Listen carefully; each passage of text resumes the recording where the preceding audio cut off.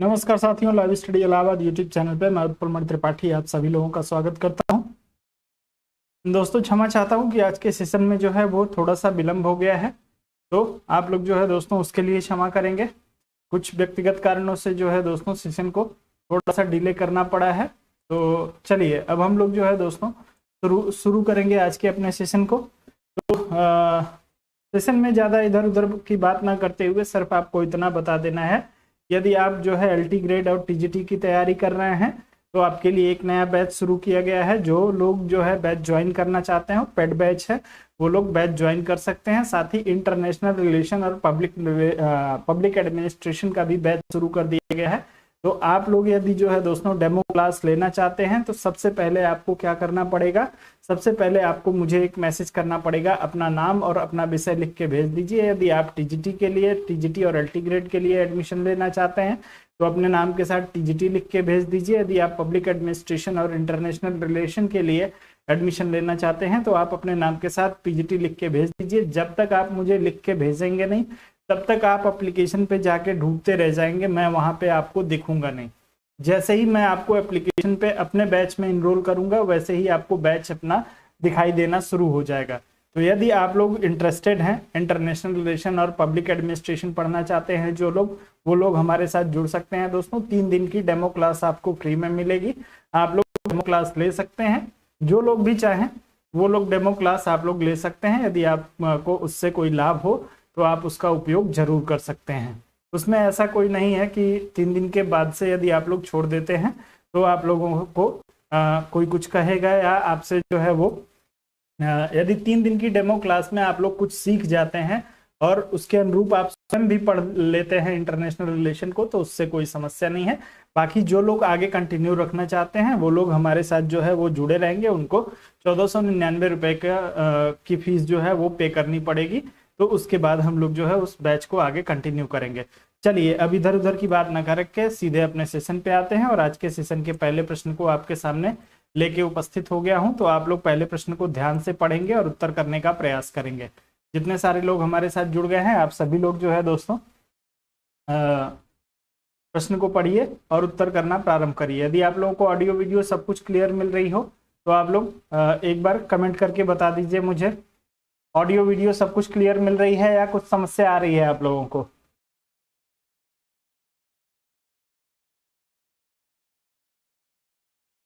आप लोग सबसे पहले आपस में ही आप लोगों का अभिवादन ज्यादा चलता रहता है, काफी देर तक आप लोग अपना अभिवादन जो है वो करते रहते हैं। हमें भी आप लोगों में से कोई यदि मेरी भी बात को सुन रहा हो तो आप लोग एक बार तेजी से बता दीजिए कि ऑडियो वीडियो सब कुछ आपको क्लियर मिल रही है या नहीं।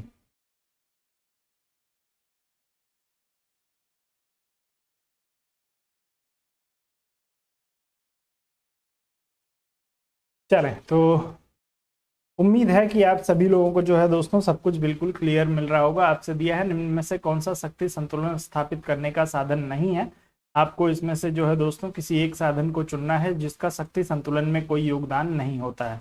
आप लोग तेजी से इस प्रश्न में अपना उत्तर चुनने का प्रयास करिए। चलें, तो जो लोग इस प्रश्न में अहस्तक्षेप की बात कर रहे होंगे उन सभी का उत्तर जो होगा बिल्कुल सही हो जाएगा।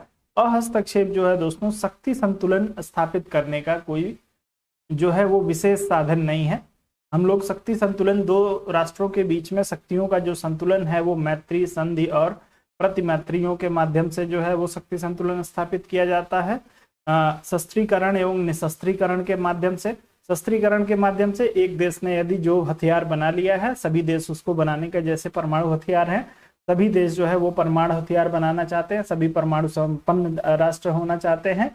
या शक्ति संतुलन तभी स्थापित हो सकता है जब सभी देश जो है अपने सभी हथियारों को क्या करें, त्याग दें, या क्षतिपूर्ति के माध्यम से जो है दोस्तों शक्ति संतुलन स्थापित करने का प्रयास किया जाता है। कैसे किया जाता है क्षतिपूर्ति के माध्यम से शक्ति संतुलन स्थापित करने का? एक राष्ट्र को जिसको नुकसान हुआ है उसकी क्षति की पूर्ति की जाती है और जिस राष्ट्र ने नुकसान किया है उसके बराबर लाने का प्रयत्न किया जाता है। तो इन सभी माध्यमों से जो है दोस्तों शक्ति संतुलन स्थापित होती है। लेकिन अहस्तक्षेप जो है दोस्तों शक्ति संतुलन स्थापित करने का कोई जो है दोस्तों साधन नहीं है। यह हस्तक्षेप भारत की विदेश नीति का एक महत्वपूर्ण अंग है जिसका पालन भारत अपनी विदेश नीति में करता है। चलिए, आप लोग इस प्रश्न में यदि डी विकल्प के साथ जा रहे हैं तो उत्तर आपका बिल्कुल सही होगा। अगले प्रश्न पे चलेंगे। अगला दिया है, निम्न में से किसने पंथ निरपेक्षता का आशय सभी धर्मों को राज्य द्वारा समान संरक्षण बतलाया है? आपको बताना है दोस्तों, किसने कहा था कि पंथ निरपेक्षता जो है वो सभी धर्मों को राज्य द्वारा समान संरक्षण है। तेजी से उत्तर करेंगे इस प्रश्न के लिए, तेजी से उत्तर करेंगे आप सभी लोग दोस्तों। इस प्रश्न में किसका स्टेटमेंट है या किसने कहा है कि सभी धर्मों को राज्य द्वारा समान संरक्षण ही आपका क्या है, शक्ति पंथ निरपेक्षता है? उत्तर तेजी से आना चाहिए आप सभी लोगों का।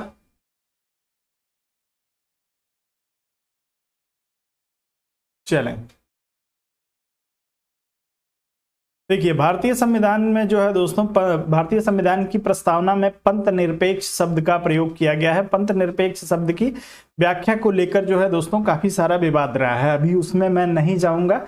लेकिन पंथ निरपेक्षता के संदर्भ में भारत के प्रथम प्रधानमंत्री पंडित जवाहरलाल नेहरू ने कहा था कि पंथ निरपेक्षता का जो अर्थ होता है वो सभी धर्मों को राज्य द्वारा समान संरक्षण दिया जाना होता है। तो जो लोग इसमें पंडित नेहरू की बात कर रहे होंगे उनका उत्तर जो होगा इस प्रश्न में बिल्कुल सही हो जाएगा। आप लोग इस प्रश्न में डी विकल्प के साथ जाएंगे, उत्तर आपका बिल्कुल सही है। अगला प्रश्न आप लोगों के लिए है, किसके अनुसार राज्य जीवन की मूलभूत आवश्यकताओं के निमित्त अस्तित्व में आता है और श्रेष्ठ जीवन के लिए अस्तित्व में बना रहता है? किसका स्टेटमेंट है? आप लोगों को उत्तर करना है। गार्नर, कोल, मैकियावेली या अरस्तु, चारों में से किसी एक को चुन लीजिए। तेजी से उत्तर करने का प्रयास करिए। जितना ध्यान आप लोगों का एक दूसरे को अभिवादन करने में रहता है, थोड़ा सा उसका 10% भी आप लोग प्रश्नों पे जो है वो ध्यान दिया करिए। प्रश्न पे आप लोग ध्यान देंगे तो आप लोगों को काफी सारी चीजें हो सकता है कुछ सीखने को मिल जाए। बाकी अभिवादन आप लोग सेशन शुरू होने के पहले कर लिया करिए। मैं सेशन शुरू होने से पहले क्लास को शेड्यूल कर देता हूं, तो उस समय आप लोग जो है दोस्तों एक दूसरे का अभिवादन, एक दूसरे से हालचाल सब कुछ कर लिया करिए। सेशन के शुरू होने के बाद से आप लोग इस तरह इन कार्यों को जो है वो कृपया ना करें। चलें, तो जो लोग इस प्रश्न में अरस्तु की बात कर रहे होंगे उन सभी का उत्तर बिल्कुल सही हो जाएगा। अरस्तु महोदय का कहना था कि राज्य जीवन की मूलभूत आवश्यकताओं के निमित्त अस्तित्व में आया है और श्रेष्ठ जीवन के लिए अस्तित्व में बना रहेगा। तो आप लोग इस प्रश्न में किसके साथ जाएंगे? डी विकल्प के साथ, अरस्तु के साथ। जो लोग इसमें आपके डी विकल्प का चुनाव कर रहे हैं उन सभी का उत्तर बिल्कुल सही है। बहुत ही फेमस स्टेटमेंट है, कई बार पूछा जा चुका है। राज्य की उत्पत्ति के सिद्धांत और उसके समर्थक दिए हुए हैं, आप लोगों को इसमें से उत्तर करना है। दैवीय उत्पत्ति का सिद्धांत बताया जा रहा है, जेम्स प्रथम। शक्ति का सिद्धांत बताया जा रहा है, ओपेनहाइमर। प्रत्यसत्तात्मक सिद्धांत बताया जा रहा है, मैक्लेनॉन। और मातृसत्तात्मक सिद्धांत जो है वो जैक्स बताया जा रहा है, जैक्स। चारों में से किसी एक को चुन लीजिए और अपना उत्तर करने का प्रयास करिएगा।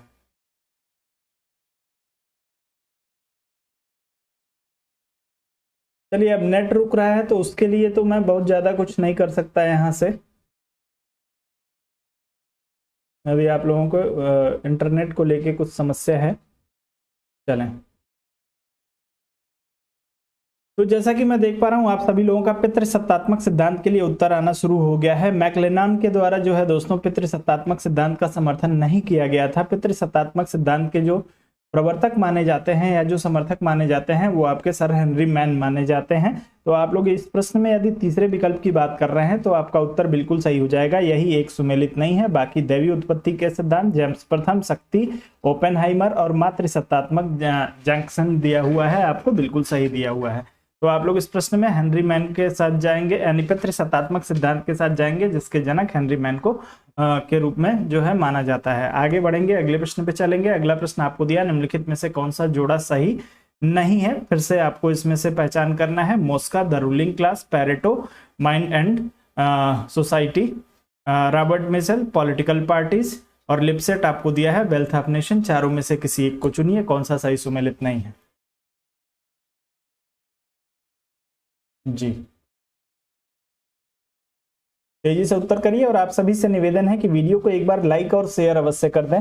आप सभी लोगों से निवेदन है दोस्तों, वीडियो को लाइक और शेयर करने में आप लोग कंजूसी बिल्कुल ना करें।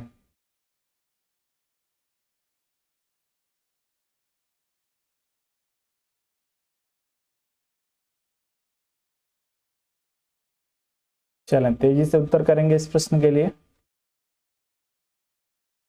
तो जो लोग इसमें डी विकल्प की बात कर रहे होंगे, लिम्सेट बताया जा रहा है wealth of nation. Wealth of nation जो है दोस्तों आपके एडम स्मिथ की प्रसिद्ध कृति है जो 1776 में लिखी गई थी। आप लोग इस प्रश्न में यदि लिप्सेट को हटा देंगे, यहाँ पे आपका एडम स्मिथ होना चाहिए, लेकिन क्या दिया हुआ है, लिप्सेट दिया हुआ है। तो आप लोगों का उत्तर इस प्रश्न में डी विकल्प के लिए सही हो जाएगा। प्रश्न में आपसे जो है कौन सा सही नहीं है पूछा गया था। बाकी रूलिंग क्लास आपके मोस्का के द्वारा, पैरेटो के द्वारा माइंड एंड सोसाइटी, मिसेल के द्वारा जो है पॉलिटिकल पार्टीज, ये सभी पुस्तकें जो है इनके द्वारा लिखी गई हैं। लेकिन वेल्थ ऑफ नेशन जो है एडम स्मिथ की कृति है, आपके लिप्सेट की कृति नहीं है। आगे बढ़ेंगे, अगले प्रश्न पे चलेंगे। अगला प्रश्न आपको दिया है, किसका मत है कि आंतरिक संगठन स्वायत्तता कार्यों या कार्य पद्धतियों किसी भी दृष्टि से लोक निगम विभागों अथवा ब्यूरो से भिन्न नहीं होते। आपको तेजी से इसके लिए उत्तर करना है। आपको दिया हुआ है Ralph Assheton, LD. White, Herbert Morrison और गोरवाला। तेजी से इस प्रश्न के लिए उत्तर करेंगे। बहुत ही इंपॉर्टेंट आपका जो है दोस्तों ये मत है या स्टेटमेंट है। किसका मत है कि आंतरिक संगठन स्वायत्तता कार्यों या कार्य पद्धतियों किसी भी दृष्टि से लोक निगम विभागों अथवा ब्यूरो से भिन्न नहीं होते हैं। किसने कहा था? चलो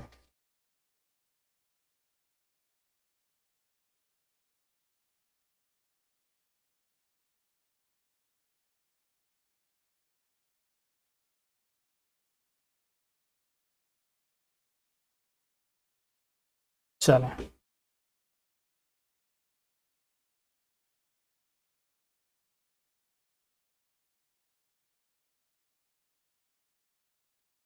इसका मत है कि आंतरिक संगठन स्वायत्तता कार्यों या कार्य पद्धतियों किसी भी दृष्टि से लोक निगम विभागों अथवा ब्यूरो से भिन्न नहीं होते हैं। तो इस स्टेटमेंट में जो लोग एल.डी. वाइट के साथ जाएंगे उन सभी का उत्तर सही हो जाएगा। बाकी हर्बर्ट मॉरिसन का जो लोग चुनाव कर रहे हैं, हर्बर्ट मॉरिसन नहीं, एल.डी. वाइट का स्टेटमेंट है। आप लोग इस प्रश्न में बी विकल्प के साथ जाइए, आप सभी का उत्तर जो होगा बिल्कुल सही हो जाएगा। अजय कुमार सरोज जी का उत्तर जो है इस प्रश्न में बी विकल्प के लिए आया हुआ था। तो जिन लोगों ने बी विकल्प का चुनाव किया है उनका उत्तर यहाँ पे बिल्कुल सही हो जाएगा। आगे बढ़ेंगे, अगला प्रश्न आपको दिया है, निम्नलिखित युग्मों में से कौन सा युग्म सुमेलित नहीं है? आपको सत्य की संप्रभुता एम.के. गांधी, नव मानववाद अरविंद घोष, सर्वहारा की तानाशाही आपको लेनिन और नव प्रजातंत्र माओ से तुंग आपको दिया हुआ है। तेजी से अपना उत्तर करने का प्रयास करेंगे। इस प्रश्न में कौन सा सही सुमेलित नहीं है?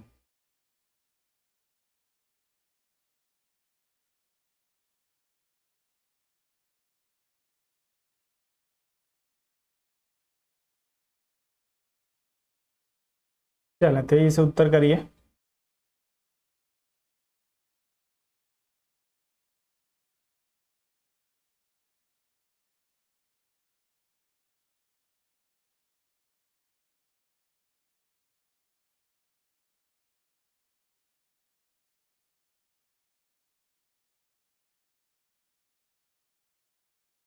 चलें तो इस प्रश्न में जो है जैसा कि मैं देख पा रहा हूँ बी विकल्प के लिए अधिकतर लोगों का उत्तर आ रहा है नव मानववाद।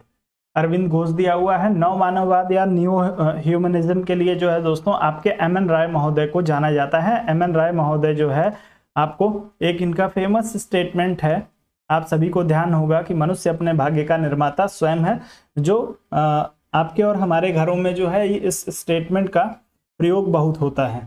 तो एम.एन. राय महोदय का स्टेटमेंट है। आप लोग इस प्रश्न को जो है दोस्तों ध्यान रखेंगे। एम.एन. राय नव मानववाद या न्यू ह्यूमनिज्म के जो समर्थक है दोस्तों आपके एम.एन. राय हैं, न कि अरविंद घोष। बाकी सत्य की संप्रभुता एम.के. गांधी, सर्वहारा की तानाशाही की बात करेंगे तो लेनिन ने इसका समर्थन किया है, मार्क्स ने इसका समर्थन किया है। अब जिसके साथ दिया है उसके साथ जाना पड़ेगा आप सभी लोगों को। आप नव प्रजातंत्र आपको दिया है माओ त्से तुंग, तो ये भी बिल्कुल सही दिया हुआ है। आपको इस प्रश्न में बी विकल्प का चुनाव करना था। नव मानववाद के लिए एम.एन. राय को जाना जाता है, अरविंद घोष को नहीं। अगले प्रश्न पे चलेंगे। अगला प्रश्न आपको दिया हुआ है, निम्नलिखित में से कौन राजनीति विज्ञान को विज्ञान नहीं मानता है? अरस्तु, जेलिनेक, ब्राइस और मेटलैंड में से किसी एक को चुनना है। तेजी से उत्तर करिएगा। जी, मनुष्य अपना भाग्य विधाता स्वयं है, ये इस विचार के समर्थक आपके एम.एन. रॉय रहे हैं अपने नव मानववाद में। तो आपके और हमारे घर में भी अक्सर जो हमारे गार्जियन होते हैं वो इस बात को बोलते हैं जब हम लोग कोई गलती करते हैं, तो वो लोग कहते हैं कि अपने भाग्य के विधाता आप स्वयं हैं, आप जो करेंगे वो पाएंगे। राजनीति विज्ञान को विज्ञान कौन नहीं मानता है, आपको इसमें से जो है वो चुनना है तेजी से। चले, मैक्सिमम लोग जो है इसमें डी विकल्प का चुनाव कर रहे हैं। तो आप लोग यदि मैटलैंड महोदय का एक फेमस स्टेटमेंट है, व्यंग्यात्मक स्टेटमेंट यदि आपने पढ़ा हो तो आप सभी को पता होगा दोस्तों, इन्होंने कहा था कि जब मैं राजनीति विज्ञान शीर्षक से प्रश्नों को देखता हूं, आपने इस स्टेटमेंट को पढ़ा होगा, तो प्रश्नों की अपेक्षा मुझे शीर्षक पे खेद होता है। इस शीर्षक में इनको खेद क्यों होता है, इसी शब्द से एक शब्द जो विज्ञान शब्द है शीर्षक में इसके प्रयोग किया गया, उसको जो है दोस्तों ये उचित नहीं मानते हैं, अर्थात ये राजनीति विज्ञान को विज्ञान नहीं मानते हैं। जी बिल्कुल,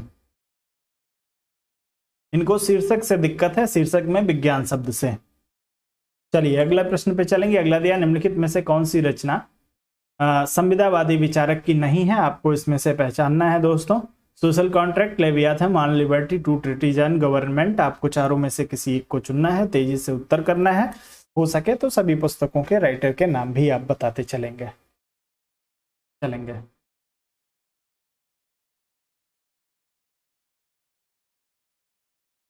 जी बिल्कुल, विनय कुमार जी कह रहे हैं मैं राजनीति विज्ञान के प्रश्नों को देखता हूं।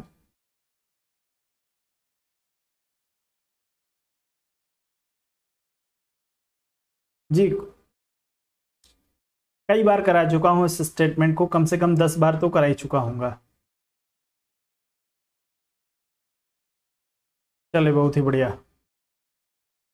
तो जो लोग इसमें ऑन लिबर्टी की बात कर रहे होंगे, ऑन लिबर्टी के जो है दोस्तों लेखक कौन है, आपके जे.एस. मिल। और आपके संविदावादी विचारक के रूप में किसको किसको देखा जाता है, हॉब्स, लॉक, रूसो को। तो आप लोग ध्यान रखेंगे, सोशल कॉन्ट्रैक्ट, लेवियाथन और टू ट्रीटीज गवर्नमेंट, ये संविदावादी विचारकों के द्वारा लिखी गई पुस्तकें हैं। ऑन लिबर्टी जो है दोस्तों ये आपके नव उदारवादी विचारक जे.एस. मिल के द्वारा लिखी गई पुस्तक है। तो जो लोग इसमें सी विकल्प की बात कर रहे होंगे उन सभी का उत्तर बिल्कुल सही हो जाएगा। आगे बढ़ेंगे, अगले प्रश्न पे चलेंगे। अगला प्रश्न आपको दिया है, संयुक्त राष्ट्र ने किस दशक को महिलाओं के दशक के रूप में घोषित किया था। आप लोगों को बताना है दोस्तों वो कौन सा दशक है जिसे संयुक्त राष्ट्र संघ ने महिलाओं के दशक के रूप में घोषित किया है। 1976 से 1985, 1986 से 1995, 1966 से 1975, 1971 से 1980। तेजी से उत्तर करेंगे इस प्रश्न के लिए।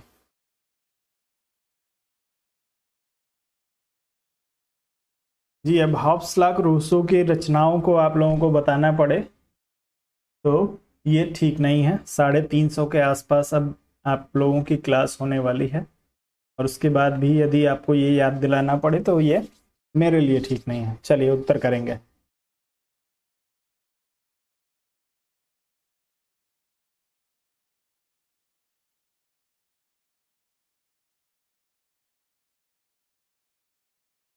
चले, बहुत ही बढ़िया। तो जो लोग 1976 से 85 तक की बात कर रहे होंगे, 1976 से 85 का जो दशक है उसको संयुक्त राष्ट्र संघ ने महिलाओं के दशक के रूप में घोषित किया था। जो लोग इसमें ए विकल्प की बात कर रहे हैं, इसमें उन सभी का उत्तर जो होगा बिल्कुल सही हो जाएगा। आप लोग इस प्रश्न में ए विकल्प के साथ जाइए। अगले प्रश्न पे चलेंगे। अगला दिया है, लोक निगम का उत्तरदायित्व तो होता है नौकरशाही के प्रति, प्रधानमंत्री के प्रति, राष्ट्रपति के प्रति या संसद के प्रति। चारों में से किसी एक को चुन लीजिए, तेजी से उत्तर करिए। लोक निगम का दायित्व तो पूछा गया है।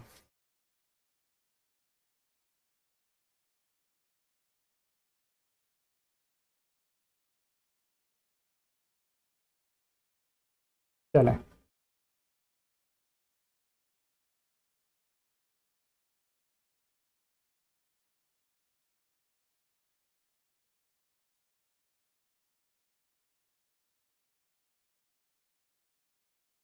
चलें, डी विकल्प के लिए आप सभी लोगों का उत्तर आ रहा है। जो लोग इसमें डी विकल्प की बात कर रहे होंगे उन सभी का उत्तर जो होगा बिल्कुल सही हो जाएगा दोस्तों। लोक निगम इस शब्द का प्रयोग जो है दोस्तों, लोक निगमों की स्थापना हर जगह आप लोग देखते होंगे, हर बड़े शहर में जो दोस्तों निगम की स्थापना होती है, जैसे नगर निगम वगैरह आते हैं, इसमें या लोगों की सहायता करने के लिए सरकार निचले स्तर पे जो है दोस्तों इन निगमों की स्थापना करती है, और इनका उत्तरदायित्व तो जो होता है वो संसद के प्रति ही होता है।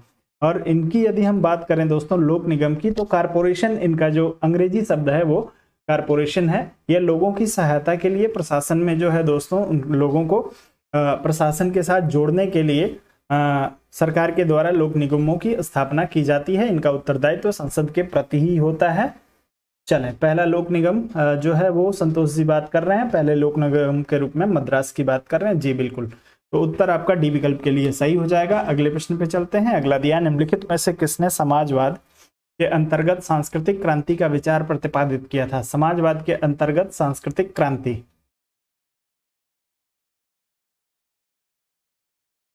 चलें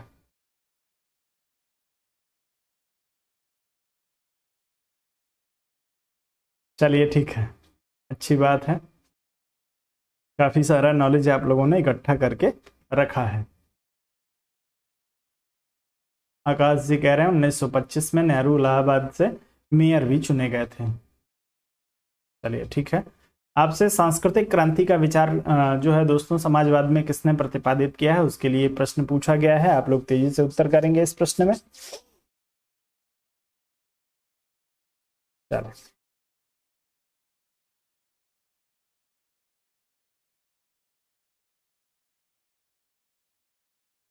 चलें, तो जो लोग इसमें माओ से तुंग की बात कर रहे होंगे उन सभी का उत्तर जो होगा बिल्कुल सही हो जाएगा। माओ को जो है वो सांस्कृतिक क्रांति के प्रतिपादक या जनक के रूप में जाना जाता है। जो है दोस्तों जो लोग इसमें डी विकल्प की बात कर रहे हैं उन सभी का उत्तर बिल्कुल सही है। बहुत ही आसान प्रश्न है, कई बार पूछा जा चुका है। अगला प्रश्न है, किसने कहा राजनीति को विज्ञान मानना तो बहुत दूर रहा, यह कलाओं में भी सबसे पिछड़ी हुई कला है? आपको तेजी से इसमें से किसी एक विकल्प का चुनाव करना है। इन्होंने विज्ञान की तो बात ही छोड़ दीजिए, इसको कला भी मानने से इनकार कर दिया था। कौन ऐसा विचारक है?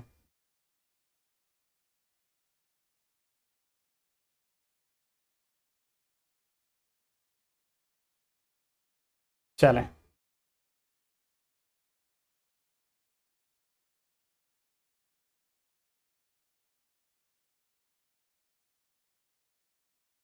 राजनीति विज्ञान को विज्ञान मानना तो बहुत दूर रहा, यह कलाओं में भी सबसे पिछड़ी कला है। चलें, मेटलैंड महोदय ने सिर्फ इसको विज्ञान मानने से अभी मना किया था। और आपके जो है दोस्तों, जी बिल्कुल, बकल महोदय जो हैं ये इसको कला भी मानने से इनकार करते हैं परोक्ष रूप से। ये कहते हैं कि यह कलाओं में भी सबसे पिछड़ी कला है। तो आप लोग इसको ध्यान रखेंगे, आप जब भी ये प्रश्न आए तो आप लोग थोड़ा सा सावधान हो जाइएगा। कई बार जो है इस तरीके के प्रश्न गलत हो जाते हैं। राजनीति विज्ञान को विज्ञान मानने से मना किया किसने? मेटलैंड ने। इसको कला भी जो है दोस्तों कहना उचित नहीं है, या कलाओं में भी सबसे पिछड़ी कला राजनीति विज्ञान है, ये आपके बकल महोदय के द्वारा जो है वो कहा गया है। उत्तर आपका बी विकल्प के लिए सही होगा। आगे बढ़ चलते हैं। अगला प्रश्न आपको दिया, 1962 में क्यूबा मिसाइल संकट के समय अमेरिका का राष्ट्रपति कौन था? चलें, क्यूबा का राष्ट्रपति आपसे पूछा गया है दोस्तों कौन है? 1962 में क्यूबा मिसाइल संकट के समय अमेरिका का राष्ट्रपति, माफ करेंगे, आपको रिचर्ड निक्सन, कैनेडी, ट्रूमैन और आइजनहावर दिया हुआ है। चारों में से किसी एक को चुन लीजिए, तेजी से उत्तर कर दीजिए।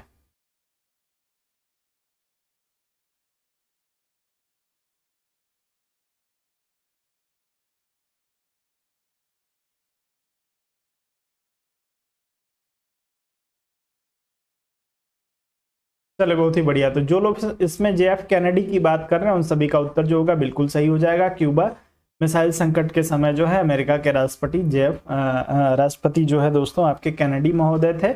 और इसी समय जो है दोस्तों आप सभी को पता है कि यूएसएसआर और आपके अमेरिका के बीच में परमाणु युद्ध का खतरा तक जो है वो उठ गया था। जिन लोगों ने क्यूबा मिसाइल संकट पढ़ा होगा, अच्छे से समझा होगा, उनको ये सारी चीजें पता होंगी। आगे बढ़ेंगे, अगले प्रश्न पे चलेंगे। अगला दिया है, निम्नलिखित में से किसे अंतरराष्ट्रीय कानून का जन्मदाता माना जाता है? अंतरराष्ट्रीय कानून का जन्मदाता किसको माना जाता है? बोधा, ग्रोसियस, मैकियावेली, उपयुक्त में से कोई नहीं, चारों में से किसी एक को चुन लीजिए। उत्तर तेजी से करिएगा।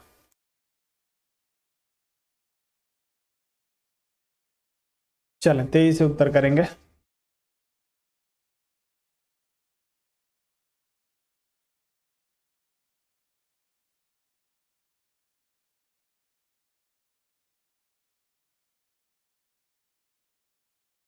जी,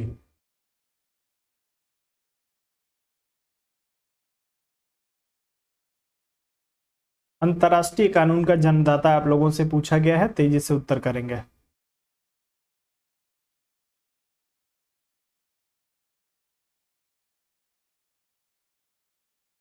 चलें तो जो लोग इसमें ह्यूगो ग्रोसियस की बात कर रहे होंगे उन सभी का उत्तर जो होगा बिल्कुल सही हो जाएगा। अंतर्राष्ट्रीय कानूनों के जन्मदाता के रूप में ह्यूगो ग्रोसियस को जो है दोस्तों जाना जाता है। आप सभी लोग इसको ध्यान रखेंगे। और इनके कानूनों को महत्ता कब से मिलती है, एक प्रश्न एक बार जो है किसी एग्जाम में पूछा गया है कि ग्रोसियस ने जिन अंतर्राष्ट्रीय कानूनों को जन्म दिया था उसको वास्तविकता में महत्व कब से दिया जाने लगा। तो आप लोग ध्यान रखेंगे वेस्टफेलिया की संधि में जो है दोस्तों, अंतर्राष्ट्रीय वेस्टफेलिया की संधि के बाद से अंतर्राष्ट्रीय कानूनों को जो है वो महत्व दिया जाने लगा था। तो आप लोग इसमें सभी लोगों ने पढ़ा होगा। आप लोगों का उत्तर इस प्रश्न में बी विकल्प के लिए बिल्कुल सही हो जाएगा। आगे बढ़ते हैं, अगले प्रश्न पे चलेंगे। अगला प्रश्न आपको दिया है कि निम्नलिखित में से कौन सी पुस्तक हेनरी फेयोल की रचना नहीं है। तेजी से आप लोग उत्तर करेंगे इस प्रश्न के लिए।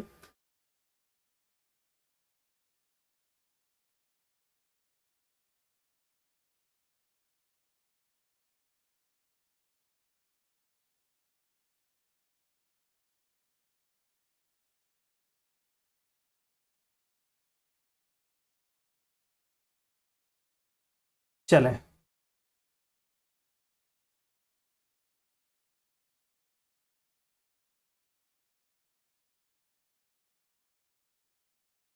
इसके पीछे कई सारे तर्क हैं, अलग अलग परिस्थितियों के अनुसार अलग अलग जो है दोस्तों बातें की जाती हैं। आकाश कुमार जी आप बात कर रहे हैं अंतर्राष्ट्रीय कानूनों और राष्ट्रीय कानूनों में तुलना की बात कर रहे हैं। तो परिस्थितियां इस पर डिपेंड करती हैं, सरकार का स्वरूप इस पर डिपेंड करता है। चलिए, संगठन का स्वरूप माफ करेंगे, किस तरीके का संगठन है, उस संगठन औपचारिक संगठन है, वास्तविक संगठन है, बाध्यकारी संगठन है, उसके स्वरूप के ऊपर अंतर्राष्ट्रीय कानूनों की बात की जाती है। चलिए उत्तर करिए इस प्रश्न के लिए। तो आप लोग बात कर रहे हैं the theory of social and economic organisation, किसकी जो है दोस्तों ये रचना है। तेजी से उत्तर करेंगे इस प्रश्न के लिए।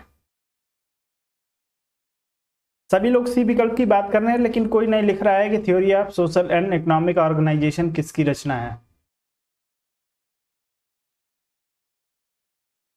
तो ध्यान रखिएगा, theory of social and economic organisation जो है ये मैक्स वेबर की रचना है। बाकी आपको हेनरी फेयोल की सभी रचनाएं जो है general and industrial management, theory of administration of the state और जनरल प्रिंसिपल ऑफ एडमिनिस्ट्रेशन दिया हुआ है, ये सभी जो है आपके हेनरी फेयोल की रचना है।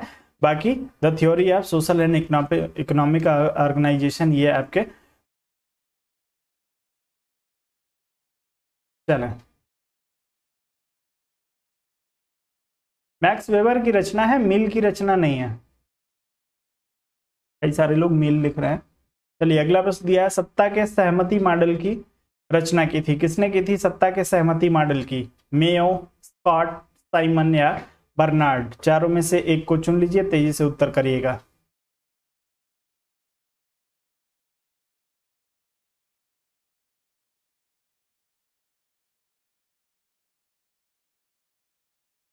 चले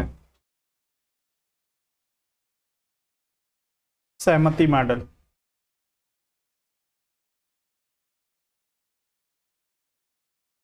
चले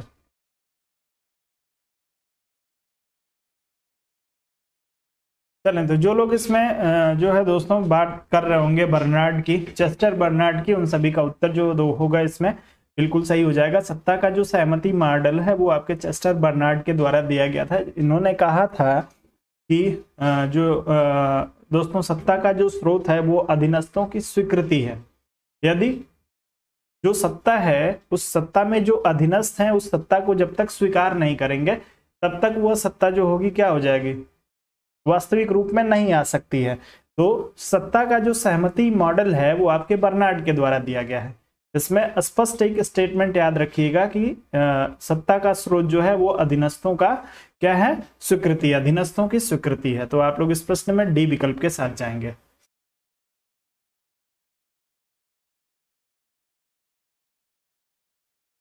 चलें, कोई बात नहीं है, गलत होगा तो एक बार गलत करेंगे तो दोबारा सही भी करेंगे, आप ही लोग करेंगे, कोई दूसरा नहीं आएगा सही करने के लिए। गलती से कभी भी परहेज नहीं करना चाहिए, कभी भी गलती से घबराना नहीं चाहिए। हाँ, आपके अंदर वो जज्बा होना चाहिए कि एक बार यदि कोई प्रश्न गलत हो गया तो दोबारा वो प्रश्न आपसे गलत ना हो। चलिए, यूटोपियन समाजवाद, फेबियन समाजवाद, वैज्ञानिक समाजवाद, श्रेणी समाजवाद, आपको इसको मिलाना है कार्ल मार्क्स, कोल, वेब और साइमन के साथ। तेजी से उत्तर करिए।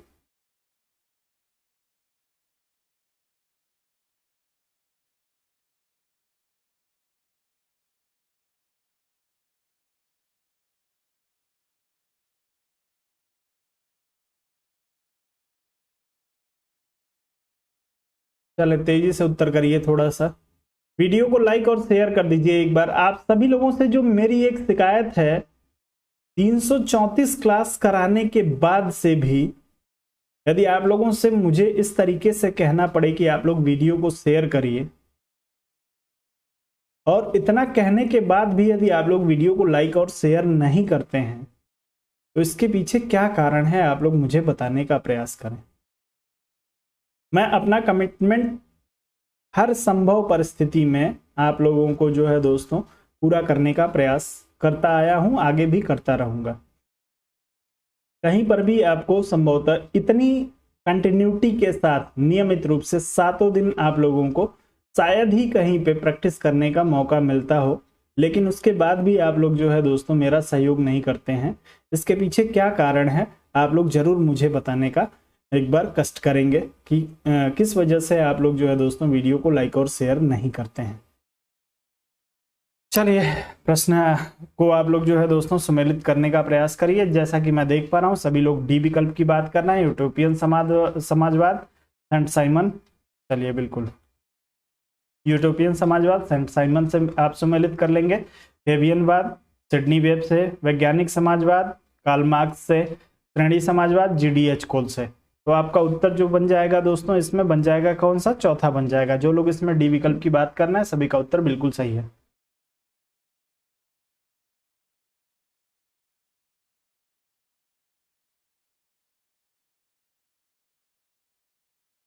अमित पांडे जी कह रहे हैं शेयर करने के लिए कोई नहीं है। अमित जी, यदि आप लोगों के पास व्यक्तिगत रूप से आप लोग किसी को शेयर नहीं कर सकते हैं तो फेसबुक पे जिस भी सोशल मीडिया साइट पे आप लोग एक्टिव रहते हैं उसके माध्यम से आप लोग कर सकते हैं। कोई जरूरी नहीं है कि अपने जानने वाले लोगों को ही करिए। यदि आप सभी लोग थोड़ा थोड़ा मेरा सहयोग करें, थोड़ा थोड़ा वीडियो को जो है दोस्तों, डेली की वीडियो नहीं लेकिन हफ्ते में एक एक वीडियो आप सभी लोग यदि शेयर करें तो फेसबुक हो गया, इंस्टाग्राम हो गया, या तमाम सारी जगहों पे वीडियो दिखेगी। मैं भी जब खोलूंगा फेसबुक तो मुझे दिखेगा कि हमारे दोस्तों ने, लाइव स्टडी इलाहाबाद परिवार के सदस्यों ने वीडियो को शेयर किया है। तो आप लोग थोड़ा सा इसमें जो है वो दोस्तों थोड़ा सा लिबरल बनिए और वीडियो को शेयर करने का प्रयास करिए। संख्या थोड़ी सी बढ़ जाएगी दोस्तों। आप लोगों से बिना किसी डिमांड के नियमित रूप से वो 1 साल कंप्लीट करने को आ गया हूं मैं। समय 1 साल के आसपास हो गया आप लोगों को नियमित रूप से आप लोगों की क्लास करा रहा हूं। आपके एग्जाम के टाइम तक कराऊंगा, ये आपके साथ मेरा कमिटमेंट है। आप लोग शेयर करेंगे तब भी, नहीं करेंगे तब भी, मैं अपना कमिटमेंट जरूर पूरा करूंगा। लेकिन एक बार जब आदमी कोई कमिटमेंट कर लेता है उसमें जो उसको समस्याएं आती हैं, फिर दोबारा वो कोई कमिटमेंट करने में बार बार सोचता है। तो मुझे फिर से अगले किसी एग्जाम के लिए आप लोगों के साथ कमिटमेंट करने में वो सोचना ना पड़े, इसके लिए आप लोगों से निवेदन है मेरा। चलिए आगे बढ़ते हैं, अगले प्रश्न पे चलेंगे। अगला दिया है संयुक्त राष्ट्र चार्टर मुख्यतः पूर्णतः व्यक्तिगत मानव अधिकारों से संबंधित है, राज्य के बीच संबंध से संबंध है, शांति, न्याय, स्वतंत्रता, आर्थिक तथा सामाजिक अधिकारों जैसे व्यापक विषयों के लिए है, बड़ी, माध्यम और छोटी शक्तियों के अधिकार और कर्तव्यों के लिए है। तेजी से उत्तर करेंगे इस प्रश्न में।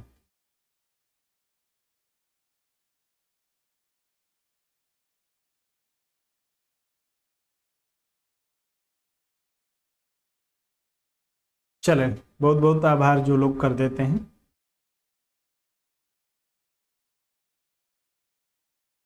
चलें तेजी से उत्तर करेंगे इस प्रश्न के लिए आप सभी लोग।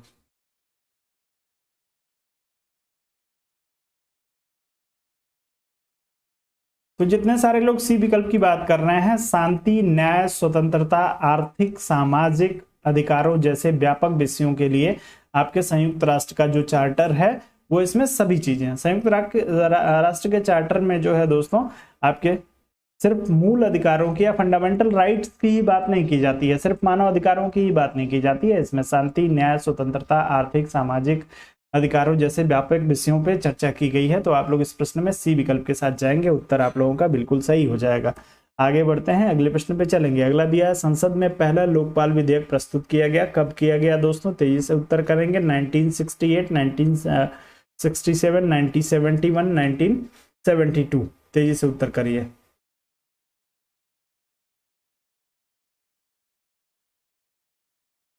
चले,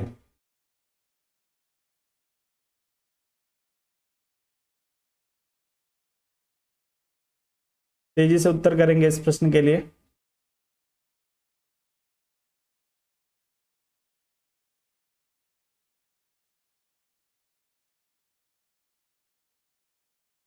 चलें, तो जो लोग इसमें बात कर रहे होंगे 1968 की, उन सभी का उत्तर बिल्कुल सही हो जाएगा। जो है दोस्तों भारतीय प्रशासनिक सुधार आयोग के रिकमेंडेशन पे 1968 में इंदिरा गांधी जी की सरकार के द्वारा जो है वो संसद में पहला लोकपाल विधेयक जो है वो प्रस्तुत किया गया था। आप सभी लोगों का उत्तर जो होगा इस प्रश्न में ए विकल्प के लिए सही हो जाएगा। आगे बढ़ चलेंगे, अगला प्रश्न आपको दिया है, पॉलिटिक्स अमंग नेशन पुस्तक लिखी गई मार्गेनथाउ, पार्किंसन, ईएचकार या उपयुक्त में से कोई नहीं, किसके द्वारा जो है दोस्तों लिखी गई पुस्तक है ये पॉलिटिक्स अमंग नेशन? तेजी से उत्तर करेंगे इस प्रश्न के लिए।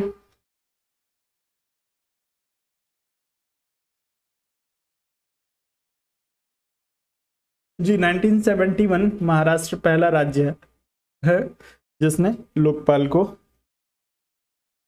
विधेयक को लागू कर दिया था, लोकपाल बिल को।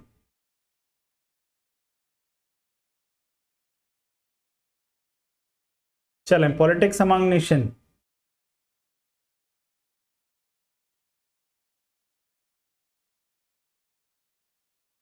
आपके इंटरनेशनल रिलेशन में आप लोगों ने यदि पढ़ा हो तो एक महत्वपूर्ण जो है दोस्तों भूमिका निभाते हैं आपके मार्गेनथाउ महोदय। इनकी एक पुस्तक है पॉलिटिक्स अमंग नेशन, बहुत ही फेमस पुस्तक है, कई बार पूछी जा चुकी है, अलग अलग जगहों पे पूछी जा चुकी है। तो हमेशा ध्यान रखिएगा, पॉलिटिक्स अमंग नेशन आपके अंतरराष्ट्रीय संबंधों से संबंधित एक महत्वपूर्ण पुस्तक है जो लिखी गई है आपके मार्गेनथाउ के द्वारा।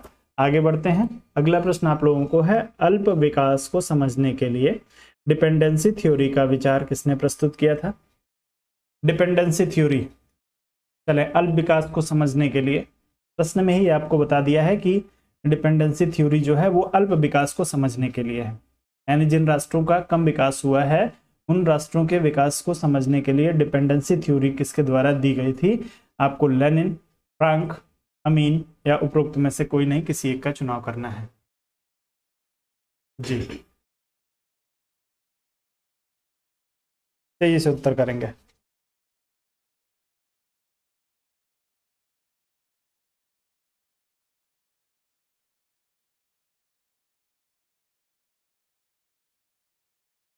निर्भरता सिद्धांत, राष्ट्र के अल्प विकास को समझने के लिए निर्भरता सिद्धांत या डिपेंडेंसी थ्योरी किसके द्वारा? समीर अमीन के द्वारा। तो जो लोग इसमें सी विकल्प की बात कर रहे हैं उन सभी का उत्तर यहाँ पे बिल्कुल सही हो जाएगा। समीर अमीन महोदय ने जो है दोस्तों ये सिद्धांत दिया था। आप सभी लोगों का उत्तर बिल्कुल सही है जो लोग इसमें सी विकल्प की बात कर रहे हैं। क्या बात है,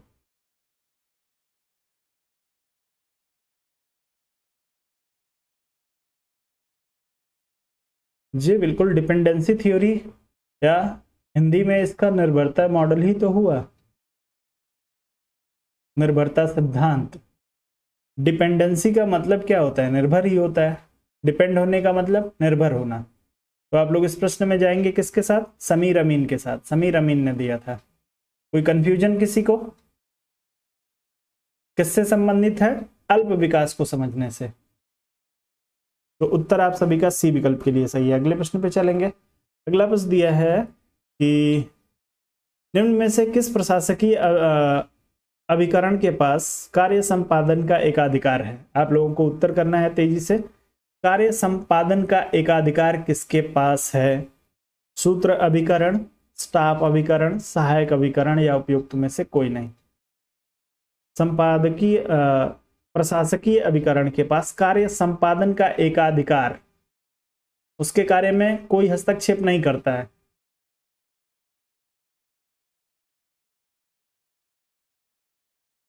चलें,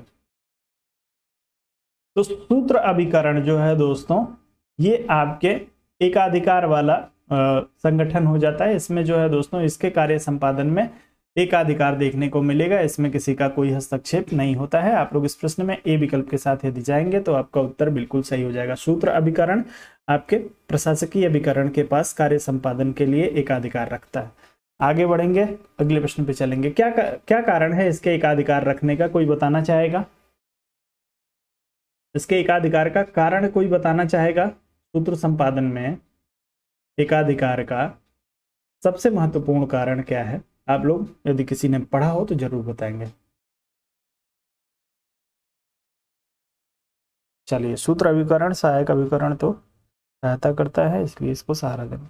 चलिए, कोई बात नहीं, अच्छी बात है। अगला प्रश्न, निर्णयन विभिन्न विकल्पों के चुनाव की एक सरलतम विधि है, बताएंगे? टेरी, मैकफार्लैंड, साइमन या किलियंस। चारों में से किसी एक को चुनने का प्रयास करिएगा। रे ए किलियंस।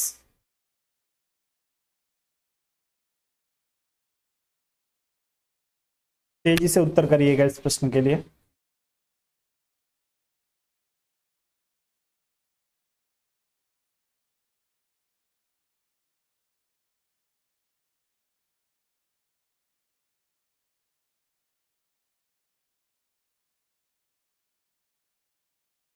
बहुत ही बढ़िया।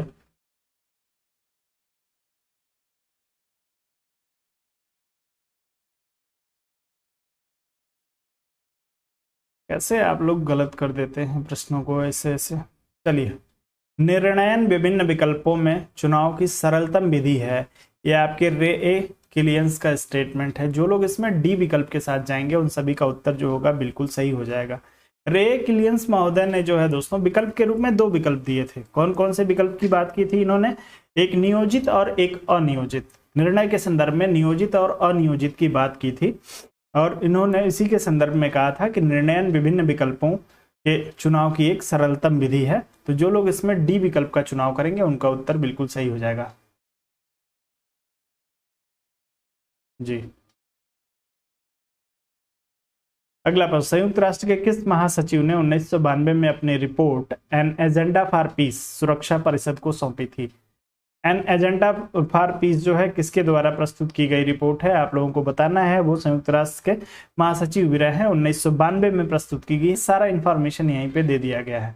आप लोग तेजी से उत्तर करेंगे। Kofi Annan, Boutros Boutros Ghali, Kurt Waldheim और यूथार्ट। चारों में से किसी एक को चुन लीजिए, तेजी से उत्तर करिए।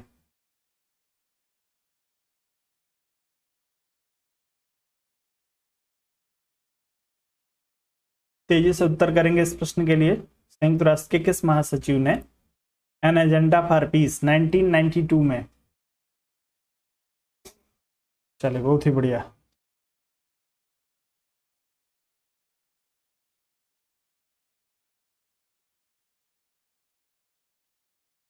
तो चलिए, जो लोग इसमें बुतरस की बात कर रहे होंगे उन सभी का उत्तर जो होगा बिल्कुल सही हो जाएगा।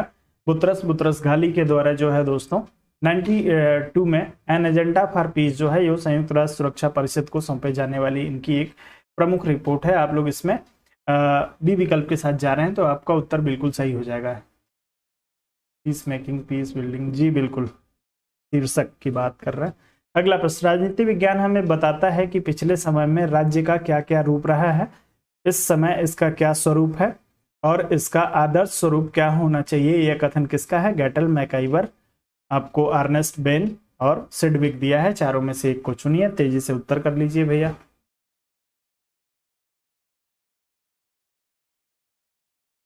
जी बिल्कुल, 2021 में 2021 के पीजीटी के पेपर में पूछा गया प्रश्न है। चलिए आप लोगों के कंफ्यूजन को दूर कर देते हैं, क्योंकि आज जो है वो थोड़ी सी समस्या आ गई थी सेशन को शुरू करने में। आज का सेशन लेट भी हुआ है, तो आज मैं आप लोगों को 2021 का जो आपका पीजीटी का पेपर है उसी के सारे प्रश्न हैं, सारे के सारे प्रश्न 2021 पीजीटी के हैं। कहीं और से मैंने एक भी प्रश्न नहीं लिया है, 2021 पीजीटी में पूछे गए सारे प्रश्न हैं ये। कई सारे प्रश्नों को आप लोगों ने आइडेंटिफाई कर लिया कि 2021 का है, लेकिन कम से कम 5 साल के पेपर आप लोगों को रटे हुए होने चाहिए। ये जरूरी नहीं है कि आपको याद हो कि कब पूछा गया है कब नहीं पूछा गया है, लेकिन आप लोगों को 5 साल के सभी कम से कम 5 साल हो सके तो पिछले जो आपको 10 पेपर आपको मिल जाते हैं, 9 या 10 पेपर आपको मिलते हैं, उन 9-10 पेपर को आपको रटा हुआ होना चाहिए, जिसमें से एक भी प्रश्न के गलत होने की गुंजाइश नहीं होनी चाहिए कि एक भी प्रश्न आपका रिपीटेड यदि आपकी परीक्षा में आ जाए तो वो आपका गलत हो। ये चीज आप लोग ध्यान रखिएगा। चलें, इस प्रश्न के लिए तेजी से उत्तर करेंगे आप सभी लोग।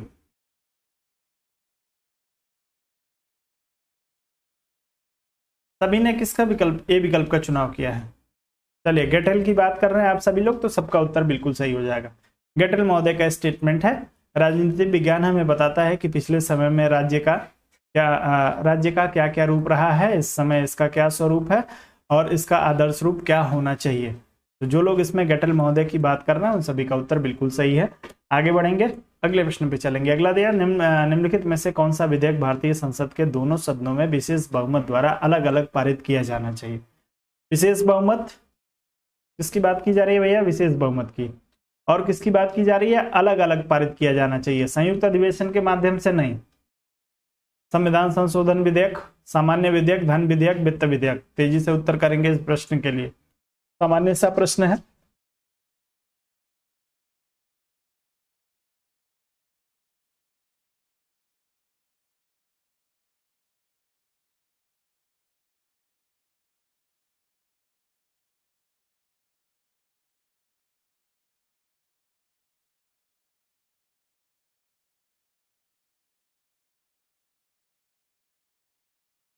चलें, रमाशंकर जी कह रहे हैं 2 क्वेश्चन से मेरिट से बाहर हो गए थे। इसीलिए तो दोस्तों बार बार मैं आप लोगों से कहता हूं कि आपके पास प्रश्नों को, सामान्य प्रश्नों को गलत करने की तो गुंजाइश ही नहीं है। जो कुछ कठिन प्रश्न आ जाते हैं वहां पे यदि आपका दिमाग नहीं काम कर रहा है, आपकी किस्मत नहीं साथ दे रही है तो अलग बात है। लेकिन जो सामान्य प्रश्न हैं, जिन प्रश्नों जो चीजें आपको हर किताब में अवेलेबल हैं, उन सारी चीजों पे तो आपका कमांड होना चाहिए। अब आप सभी को पता है, जैसे सामान्यतः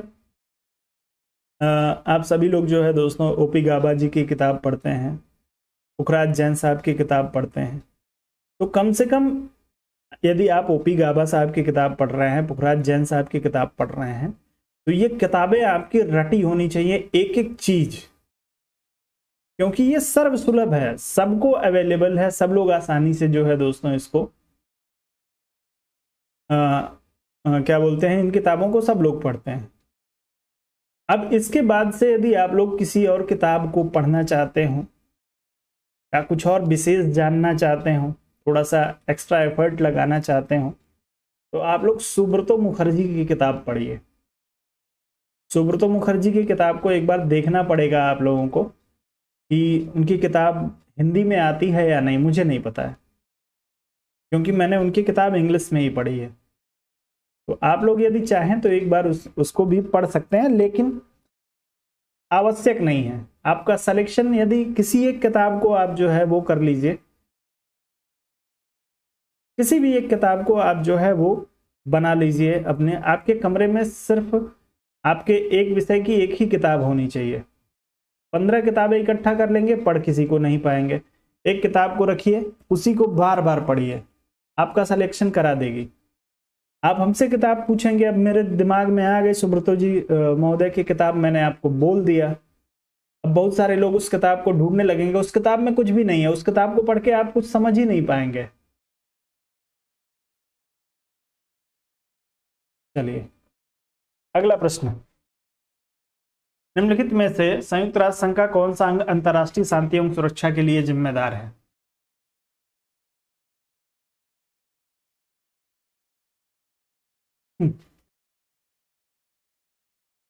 बिल्कुल, बहुत दुख होता है 1 नंबर 2 नंबर से जब आप किसी एग्जाम के मेरिट से बाहर होते हैं, तो उसको शब्दों में बयान नहीं किया जा सकता। लेकिन एक चीज मैं आप लोगों के लिए कह सकता हूं कि मेहनत इतनी जोरदार करिए कि मेरिट से आप 10 नंबर ऊपर रहिए, 5 नंबर ऊपर रहिए, 1 2 नंबर पे आपको मेरिट पे आपको अटकने की जरूरत ही ना पड़े। चलें, तो आपसे अंतरराष्ट्रीय शांति और सुरक्षा की बात पूछी गई है, संभवतः क्या पूछा गया, शांति और सुरक्षा। जी बिल्कुल, तो सुरक्षा परिषद आप सभी को पता है दोस्तों कि शांति और सुरक्षा की व्यवस्था का प्रयास जो है दोस्तों सुरक्षा परिषद के द्वारा किया जाता है। आगे बढ़ते हैं, कोई इसमें रॉकेट साइंस नहीं था। बिम्स्टेक का सदस्य कौन सा देश नहीं है? आपको दिया हुआ है बांग्लादेश, भारत, थाईलैंड और स्पेन। चारों में से किसी एक का चुनाव करिए, तेजी से उत्तर कर दीजिए। बिम्स्टेक का सदस्य इसमें से कौन नहीं है?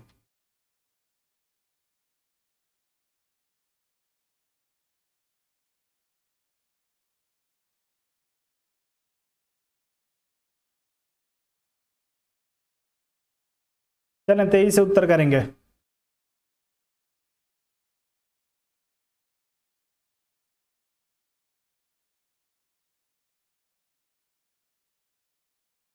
कितने सारे लोगों को बिम्स्टेक का फुल फॉर्म पता है? कितने सारे लोगों को बिम्स्टेक का फुल फॉर्म पता है? स्पेन नहीं है इसमें। चलिए ठीक है, बिम्स्टेक जो है दोस्तों आपके 1997 में स्थापित हुआ था, 1997 में। चलें, जून 97 में इसकी स्थापना हुई है। बिम्स्टेक का फुल फॉर्म कितने लोगों को पता है? तेजी से उत्तर करेंगे।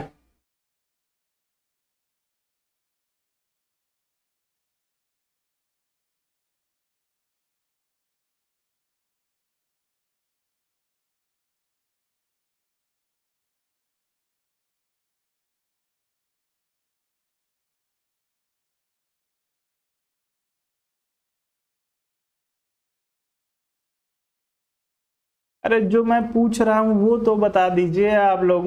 मिस्टर इंडिया और मिस इंडिया पता नहीं क्या क्या आप लोग करने लगे।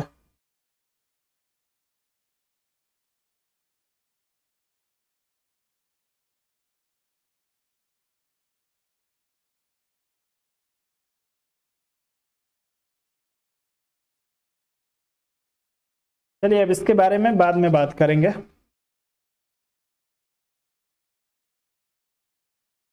बे of Bengal initiative for social, technical and economic cooperation, इसका फुल फॉर्म है bay of Bengal initiative for multi social, technical and economic cooperation. तो इसको आप लोग ध्यान रखिएगा। अरे भैया, बिम्स्टेक ये देशों के नाम का पहला अक्षर नहीं है, आप लोग देशों के नाम को लिख रहे हैं। बे ऑफ बंगाल से जो है दोस्तों संबंधित आपकी बंगाल की जो खाड़ी है उससे संबंध रखने वाले देशों का एक जो है वो संगठन है। चलें, कोई बात नहीं, नोट कर लीजिएगा अब कम से कम। नेतृत्व के गुणात्मक दृष्टिकोण के प्रणेता हैं, तेजी से उत्तर करिए। नेतृत्व के गुणात्मक दृष्टिकोण के प्रणेता कौन है? तेजी से उत्तर करेंगे।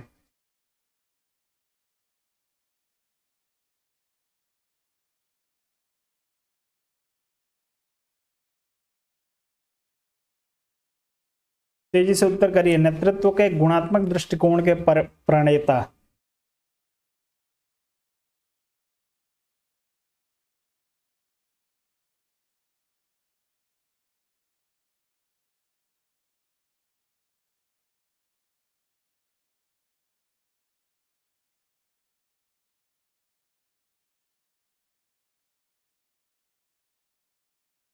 चलो, बहुत ही बढ़िया।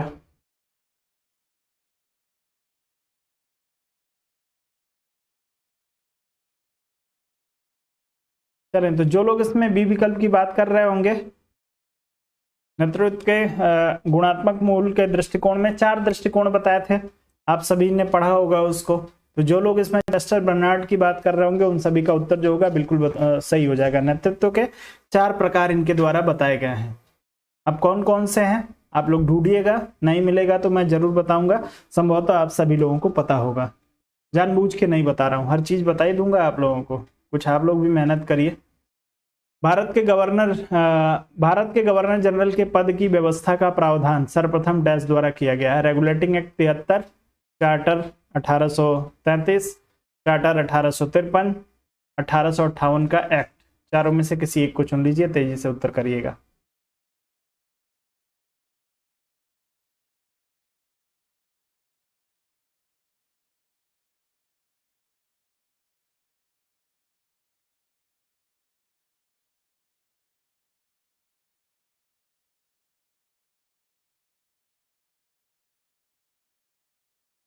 अरे चारू जी, मैं क्यों नाराज होऊंगा? नाराज नहीं हो रहा हूँ, कुछ कुछ चीजें कभी कभी छोड़ देनी चाहिए आप लोगों के ऊपर भी, इससे पता चलेगा कि आप लोग कितने ईमानदारी से मेहनत कर रहे हैं।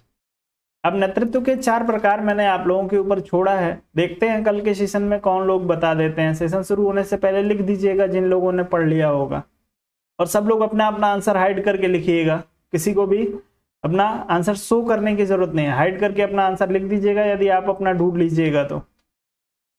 चलें, तो जो लोग इसमें बात कर रहे होंगे चार्टर 1833 की, उन सभी का उत्तर जो होगा बिल्कुल सही हो जाएगा। प्रथम गवर्नर जनरल कौन था भारत का? तेजी से कमेंट करके बताइए। भारत का प्रथम गवर्नर जनरल 1833 में किसको नियुक्त किया गया था?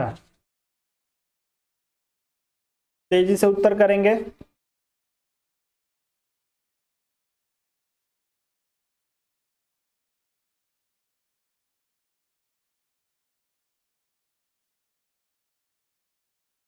चले अगला प्रश्न। अपने ऊपर, अपने शरीर और मन पर व्यक्ति संप्रभु है। मिल ने अपना यह विचार किस रचना में प्रकट किया है भैया? मिल महोदय ने जो है कहा था कि, चले ठीक है,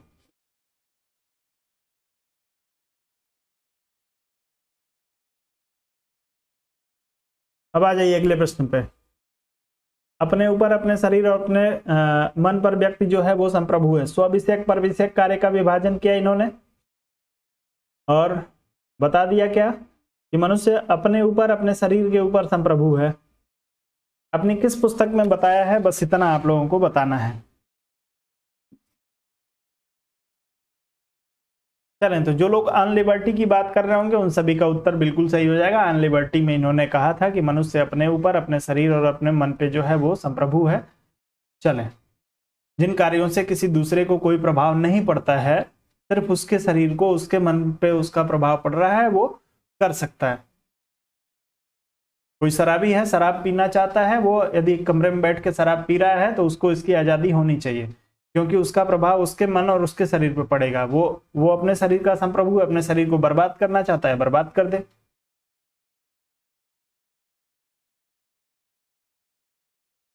चलिए आगे बढ़ते हैं। अगला प्रश्न, निम्नलिखित में से किसका संबंध शीत युद्ध से नहीं है, आपको बताना है। चलिए, फुलटन भाषण, ट्रूमैन सिद्धांत, मार्शल योजना, उपयुक्त में से कोई नहीं। शीत युद्ध से नहीं है, आपसे पूछा गया है किसका संबंध इसमें से शीत युद्ध से नहीं है।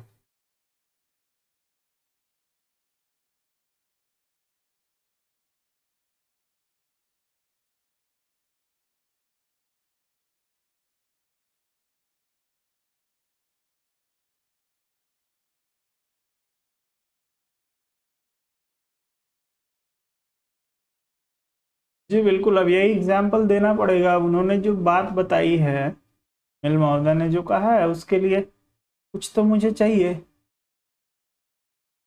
यदि आप अपने शरीर पे संप्रभु हैं, शरीर के ऊपर आप संप्रभु हैं, आप किसी दूसरे का आदेश उस पर मानेंगे नहीं, आप अपने आदेश को लागू करेंगे उसके ऊपर, तो आप अपने शरीर के साथ कुछ भी करिए, लेकिन उससे किसी दूसरे को प्रभाव नहीं पड़ना चाहिए। चलिए भैया, तो इसमें जो है दोस्तों, फुलटन भाषण, ट्रूमैन सिद्धांत, मार्शल योजना, सबका जो है वो संबंध शीत युद्ध से रहा है, तो उपयुक्त में से कोई नहीं विकल्प आपका हो जाएगा। जो लोग इसमें डी विकल्प की बात करेंगे उन सभी का उत्तर बिल्कुल सही है। आगे बढ़ते हैं। अगला प्रश्न दिया, भारत में सर्वोच्च विधि अधिकारी निम्न में से किसे माना जाता है भैया? सर्वोच्च विधि अधिकारी।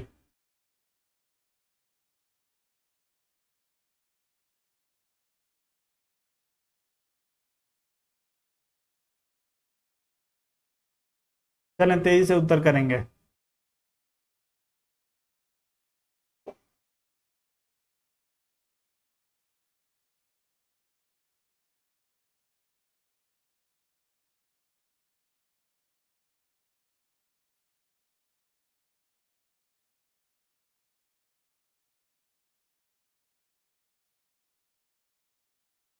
चलें तो जो लोग भारत के महान्यायवादी की बात कर रहे होंगे, आर्टिकल क्या है भैया? 76। ध्यान रखिएगा, महान्यायवादी जो होता है वो भारत का सबसे बड़ा विधि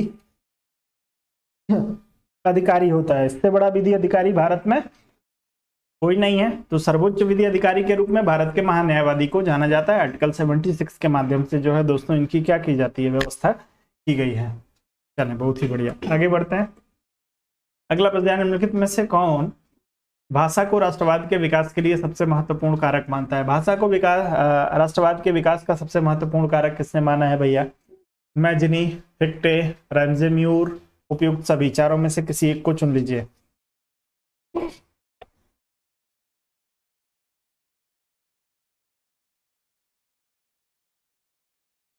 चलें,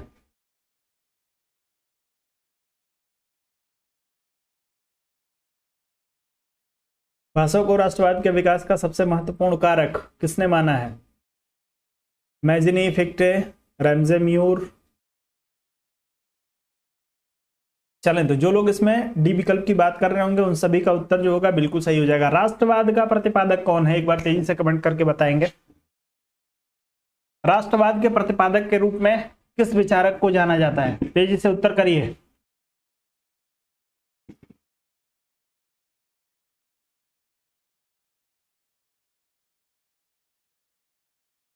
राष्ट्रवाद के प्रतिपादक के रूप में किसे जाना जाता है?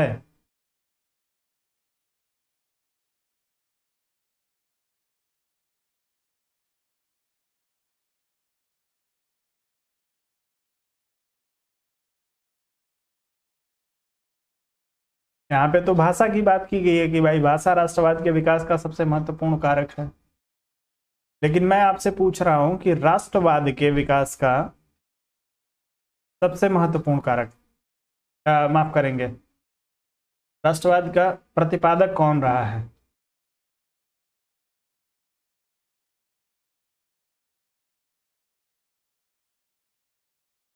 चलें, सब लोग गलत उत्तर दे रहे हैं।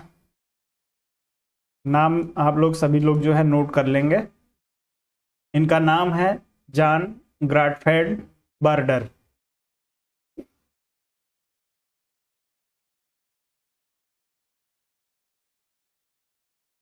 जॉन ग्राटफेड, माफ करेंगे, हार्डर। जॉन ग्राटफेड हार्डर हैं ये, है, ध्यान रखिएगा। ये राष्ट्रवाद के प्रतिपादक माने जाते हैं। मैं राष्ट्र राज्य की अवधारणा थोड़े पूछ रहा हूं, मैं राष्ट्रवाद का प्रतिपादक पूछ रहा था। जॉन ग्राटफ्रेड हार्डर, नाम याद रखिएगा। और अगला प्रश्न, अभिजन शक्ति अभिजन सिद्धांत किसने दिया है?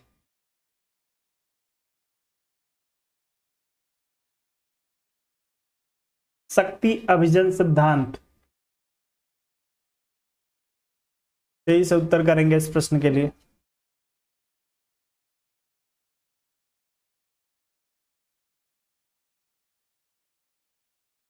चलें तो जो लोग इसमें सी राइट मिल की बात करेंगे उन सभी का उत्तर सही हो जाएगा। शक्ति अभिजन सिद्धांत जो है आपके सी राइट मिल का विचार है, नहीं कोई समस्या ही नहीं होनी चाहिए इस प्रश्न में। अब इसी के साथ जो है दोस्तों आज का आपका सेशन जो हो गया वो कंप्लीट हो गया है। चलें तो एक बार जाते जाते एक महत्वपूर्ण सूचना आप लोग फिर से ले लीजिए। आज कई सारे लोगों को जो है दोस्तों क्लास को जो पब्लिक रिलेशन, पब्लिक एडमिनिस्ट्रेशन और इंटरनेशनल रिलेशन की जो क्लास है उसको ज्वाइन करने में कई सारे लोगों को दिक्कत आ रही थी। तो एक बार फिर से आपको बता दूं कि आप लाइव स्टडी इलाहाबाद का मोबाइल एप्लीकेशन प्ले स्टोर से डाउनलोड करिए।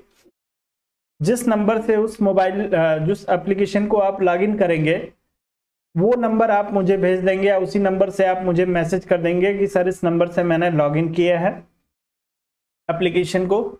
जब तक मैं आपको बैच में ऐड नहीं करूंगा तब तक मेरा कोई भी बैच पब्लिकली शो नहीं होता है एप्लीकेशन पे। वो मेरी अपनी एक प्रॉब्लम है जिसकी वजह से मेरा कोई बैच आपको एप्लीकेशन पे जाएंगे आपको वहां पे दिखेगा नहीं। तो आप लोग मैसेज कर देंगे, और मैसेज करने के बाद से जब आप लोग एक बार मैसेज कर देंगे, एप्लीकेशन डाउनलोड कर लेंगे, जब मैं आपको इनरोल कर दूंगा तो एप्लीकेशन में सबसे पहले नीचे की तरफ जब आप मोबाइल में अपना एप्लीकेशन खोलते हैं, एक सेकेंड रुक जाइए, जब आप लोग मोबाइल में अपना एप्लीकेशन खोलेंगे तो एप्लीकेशन के नीचे सबसे पहला बटन जो होता है वो होम बटन होता है। दूसरा बटन जो है वो आपका बैचेज का बटन है। इस दूसरे बटन पे आपको क्लिक करना है। बैच पे आप जैसे ही क्लिक करेंगे, यदि आप एनरोल रहेंगे तो आपको सबसे ऊपर एक बैच दिखाई देगा, अंतरराष्ट्रीय संबंध एवं लोक प्रशासन। उस पे जैसे ही आप क्लिक करेंगे आप हमारे साथ जुड़ जाएंगे जब क्लास लाइव हो रही होगी। तो आप लोग ध्यान रखेंगे, जो लोग इंटरनेशनल रिलेशन और पब्लिक एडमिनिस्ट्रेशन वाले लोग हैं जिनको बैच को ज्वाइन करने में समस्या हो रही है, वो लोग सबसे पहले तो आपको मुझे 7007701847 इस नंबर पे आप हमसे या तो बात कर लीजिए, या आपको कोई समस्या आ रही है तो, नहीं तो आप मैसेज कर दीजिए कि सर इस नंबर से मैंने लॉगिन किया है, मैं आपके उस नंबर को ऐड करूंगा। जैसे ही आपके नंबर को ऐड करूंगा वैसे ही बैच आपको शो होने लगेगा, वहां से आप जो है वो बैच को ज्वाइन कर सकते हैं। तो ध्यान रखना है, सबसे पहले लॉगिन कर लीजिए। लॉगिन करने के बाद से बैचेस पे आप क्लिक करेंगे। बैचेस पे क्लिक करेंगे तो आपको बैच दिखाई देगा, अंतरराष्ट्रीय संबंध एवं लोक प्रशासन। उस बैच पे आप क्लिक करेंगे, उस बैच में आप एंटर हो जाएंगे। आपको वहां पे शेड्यूल दिखाने लगेगा कि क्लास का शेड्यूल क्या है, कै बजे से क्लास होगी, कैसे क्लास होगी। तो वहीं से आप जो है क्लास को एक्सेस कर सकते हैं। तो इन सारी चीजों पे आप लोग जो है जरूर ध्यान रखिएगा। तो जो लोग भी अब दोस्तों डेमो क्लास अटेंड करना चाहते हैं वो लोग मुझे मैसेज कर देंगे कि सर मुझे डेमो अटेंड करना है। तो आप लोगों को 3 क्लासेस मिलेंगे, तो आप लोग डेमो क्लास अटेंड करिए। यदि आपको क्लास पसंद आती है तो फिर आप क्लास को ज्वाइन करिए। आप इंटरनेशनल रिलेशन को और अपने लोक प्रशासन को अच्छे तरीके से पढ़िए, समझिए। फिलहाल के लिए आप लोग मुझे सुने।